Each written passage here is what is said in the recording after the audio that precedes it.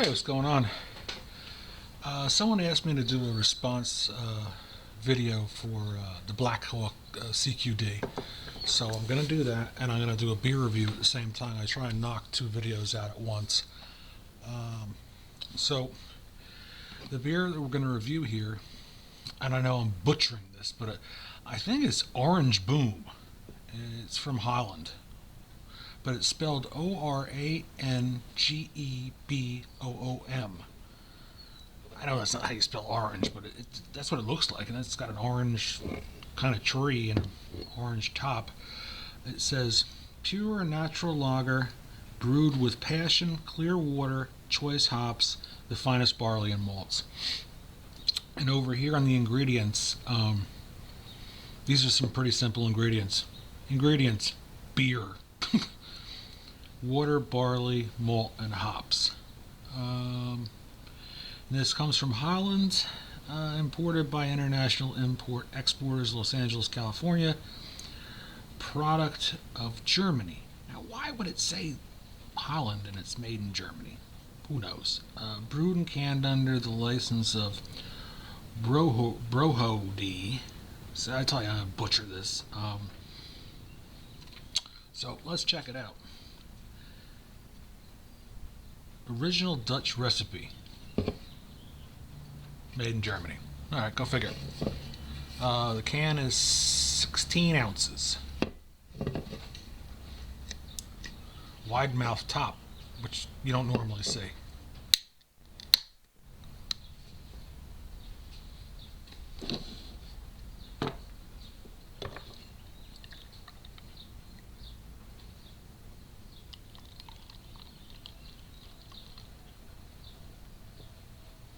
Six-pack of this was $6.35.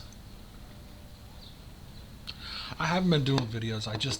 I've been in a funk lately, and I go through this where, I just stopped doing videos for a while. But, I always come back. I'm like a fucking boomerang. So let's see how this tastes. It's got a nice color to it. It's got a unique smell to it. Not bad, but it smells a little like Rolling Rock beer. Let's see if it tastes like it.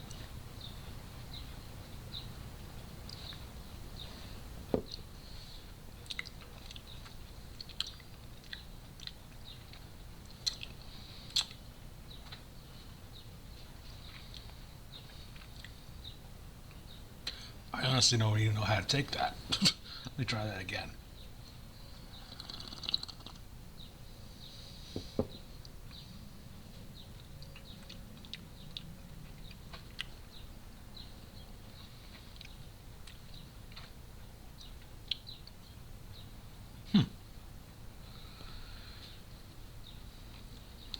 What a strange taste.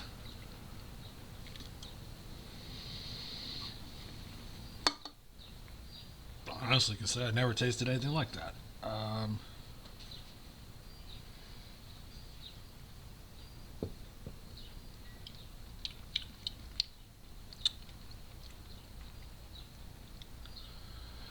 It's so weird. This is the only way I can describe it. The minute you put it in, this is going to sound completely stupid. The minute you put it in your mouth, it tastes like beer. All right? Like beer should taste like beer. Maybe 2 seconds after you get the initial beer taste, nothing. It tastes like absolutely nothing's in your mouth, like water. That's just weird. I'm not going to say it's bad, but, when you think about beers, and if you drink beers for the flavor, the flavor's great for maybe 2 seconds, and then nothing. That is weird. I've never drank a beer in my entire life that... Let me try it again. See, I'm losing my mind.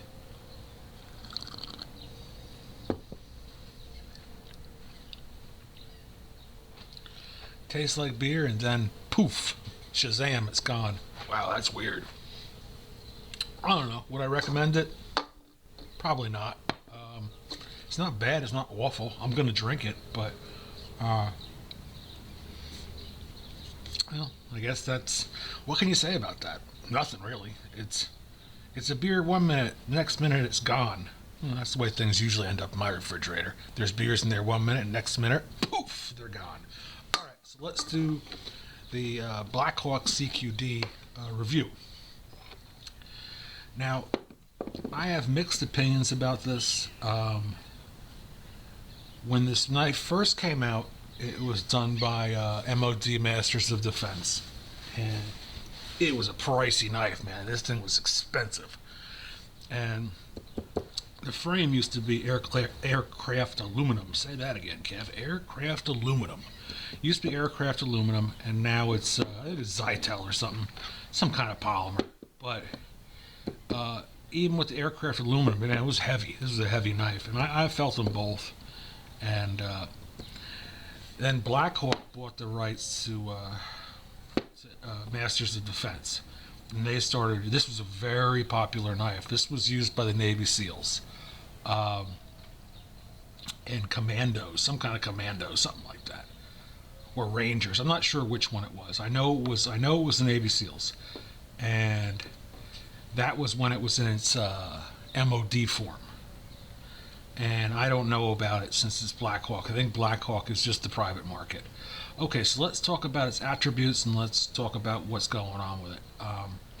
You got a flow-through design here, and what that's designed to do is to have debris flow through the knife. You can just dip the sucker in water, and debris will actually move through the blade itself, through the scales. Now on here, it's like skateboard tape. So it grips. It really sticks to your fingers. The clip is very tight. Now this is right hand tip down. Only way you can carry it, unless you switch the clip to the other side. See, there's 3 holes over here, so you could, whether you're righty or lefty, you know what I mean. You could flip it over here and carry it over there, but that's it. That's the only choice, is righty or lefty. Now on here you have a seatbelt cutter, they call it, and there's 2 razor blades on the inside of the scale here. And are they razor sharp? Not really. Let me see if I can find something to cut. That's pretty squeaky. I got a piece of, I don't know if I want to cut that. Do I want to cut that?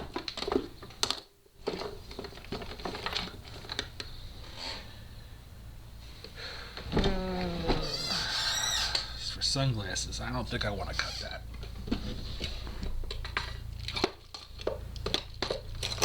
Oh, here we go. Got some paracord here. And yeah, I'll use this for sunglasses. I don't want to waste that.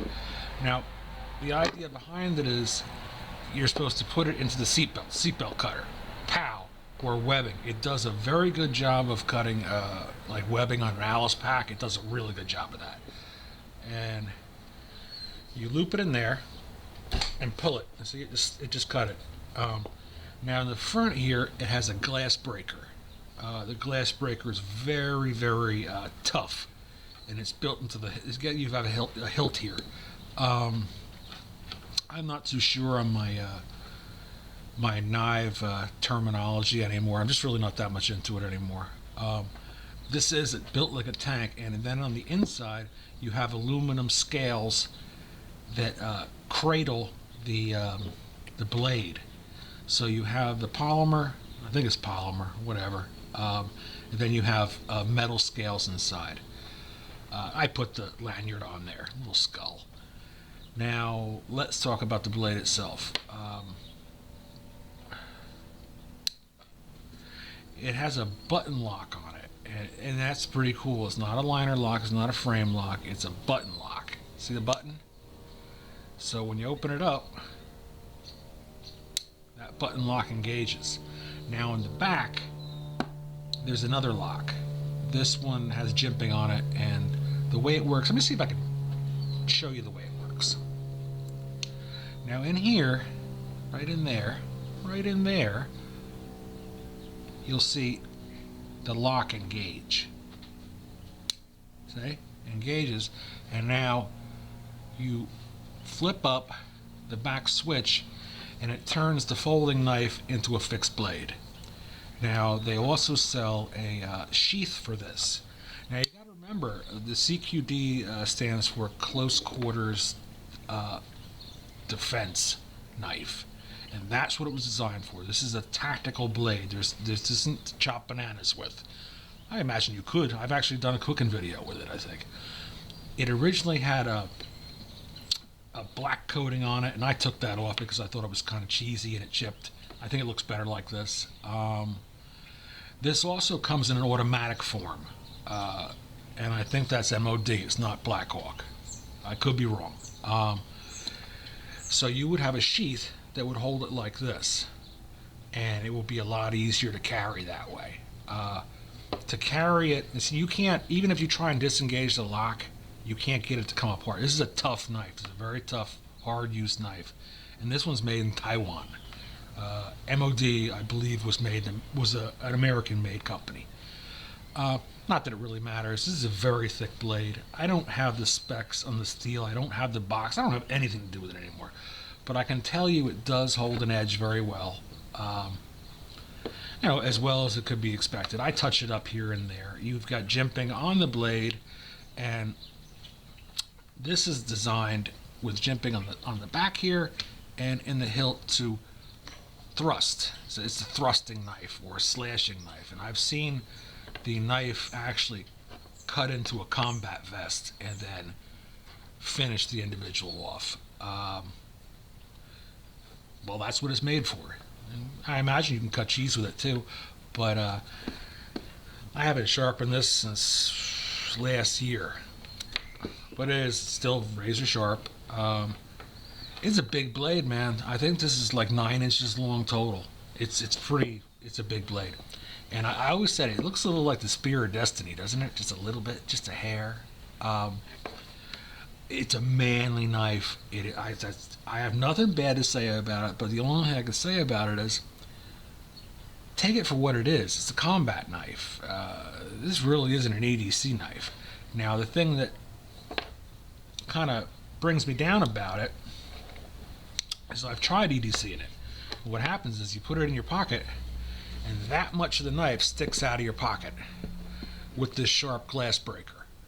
And what happens is, I'm a big guy. I'm a large fellow, and I have a very large frame. And when I sit down, this actually pokes me in the ribs because it rides that high on your side.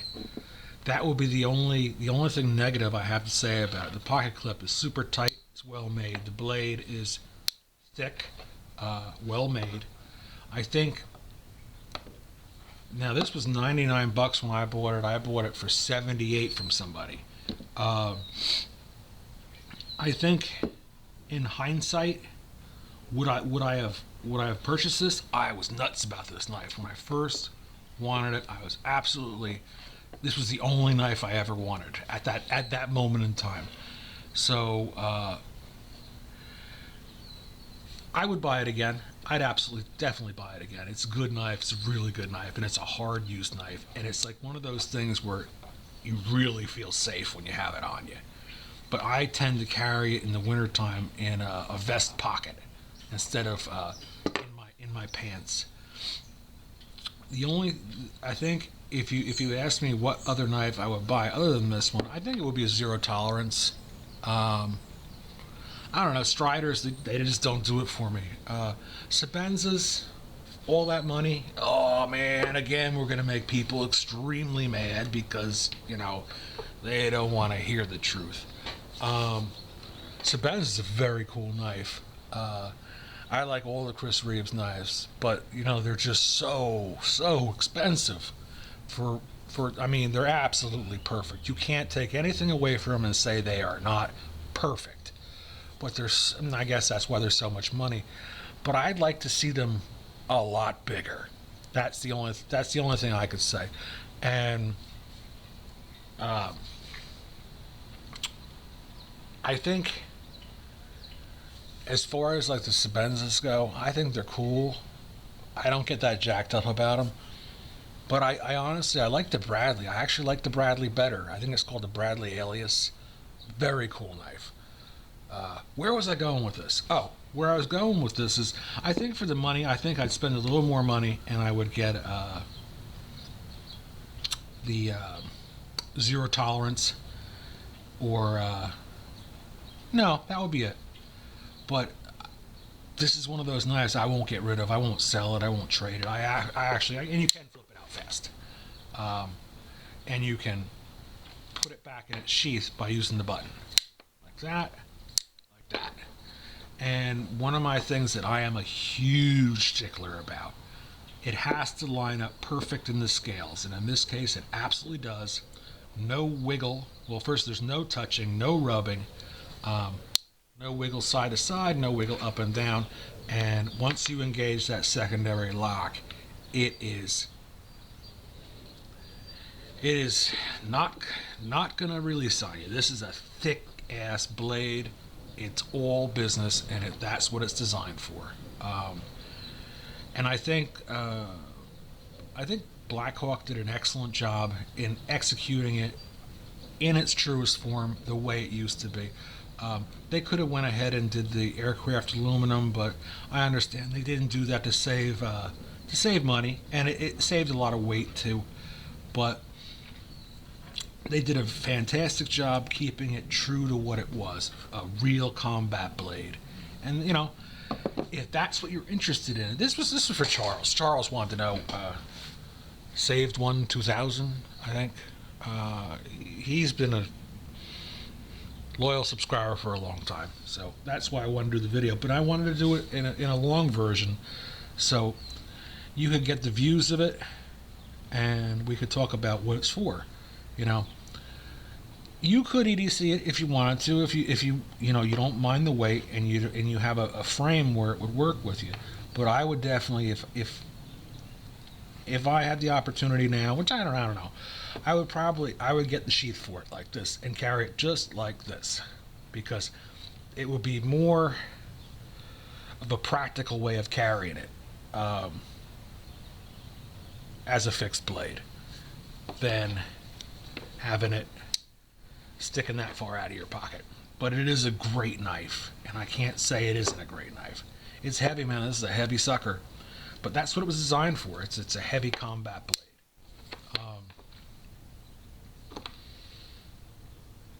And like I said, I watched this thing in action, and this thing is pretty badass.